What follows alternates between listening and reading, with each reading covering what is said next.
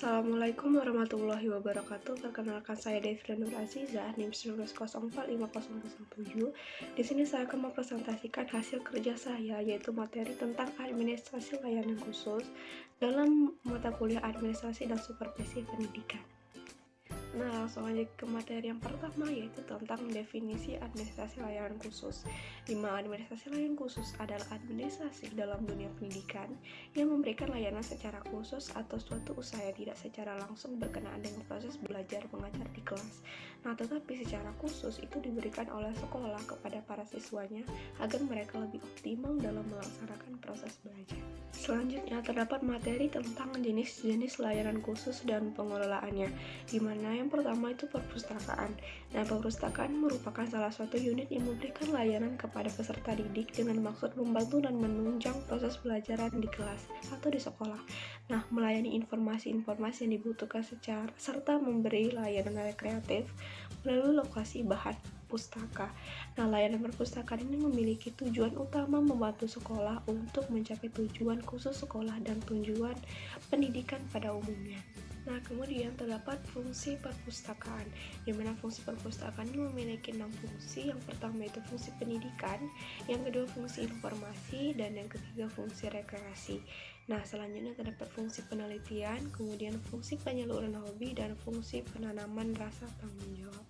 Selanjutnya terdapat laboratorium. Nah, laboratorium ini merupakan sarana pendukung dalam pembelajaran di sekolah. Secara sederhana, laboratorium ini dapat diartikan sebagai suatu tempat di mana dosen, mahasiswa, guru, siswa, dan orang lain melaksanakan kegiatan kerja ilmiah seperti praktikum, observasi, dan lainnya. Nah, jenis labor tersebut antara lain yang pertama menurut bidang studi, yang kedua menurut kelompok bidang studi, yang ketiga menurut bidang ilmu teknik labor. Nah, yang ketiga yaitu tentang UKS atau usaha kesehatan siswa. Nah, UKS atau sering disebut dengan usaha kesehatan sekolah merupakan salah satu sarana untuk meningkatkan kemampuan hidup sehat yang pada selanjutnya akan meningkatkan derajat kesehatan peserta didik secara optimal. Nah, dalam UKS ini bukan saja menjadi tanggung jawab pemerintah, akan tetapi juga merupakan tanggung jawab peserta didik di mana masyarakat pada sekolah itu berada.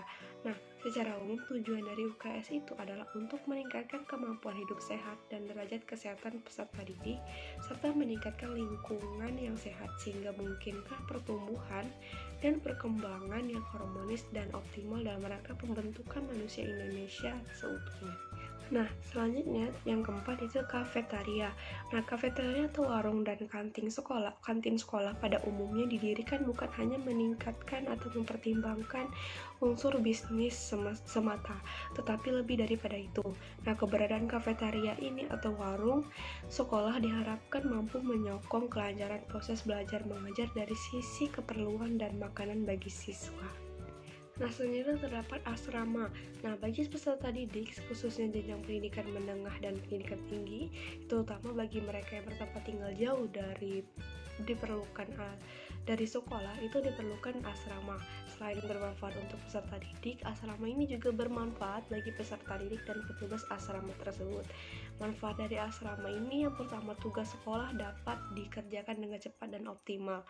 Nah, kedua, sikap dan tingkah laku peserta didik dapat diawasi oleh petugas. Yang ketiga, jika di antara peserta didik mengalami kesulitan, misalnya kiriman orang tua terlambat, dapat saling membantu. Nah, yang keempat, dapat meringankan kecemasan dan orang tua terhadap putra-putrinya. Yang kelima, merupakan salah satu cara untuk mengendalikan tingkah laku remaja yang kurang baik.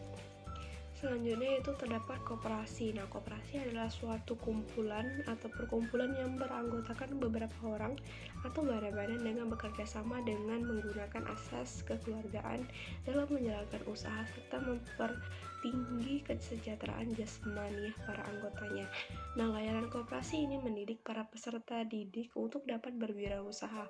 Nah, hal ini sangat membantu peserta didik di kehidupan ketika telah dewasa dan mandiri. Nah, kemudian terdapat transportasi. Sarana transportasi bagi peserta didik ini merupakan sarana penunjang untuk kelancaran proses belajar mengajar. Nah, Peserta didik akan merasa aman dan dapat datang dan atau pulang dengan waktu yang tepat. Transportasi yang disediakan oleh pihak sangatlah diperlukan terutama bagi peserta yang di tingkat persekolahan, yaitu pendidikan TK atau PAUD dan sekolah dasar. Nah, penyelenggaraan transportasi sebaiknya dilaksanakan oleh di sekolah yang bersangkutan atau pihak swasta. Nah, materi yang terakhir yaitu peran guru dalam layanan khusus. Nah, guru ini dapat berperan sebagai pengelola ataupun pengurus dalam pengelolaan fasilitas layanan khusus yang ada. Nah, itulah hasil presentasi dari saya. Terima kasih. Wassalamualaikum warahmatullahi wabarakatuh.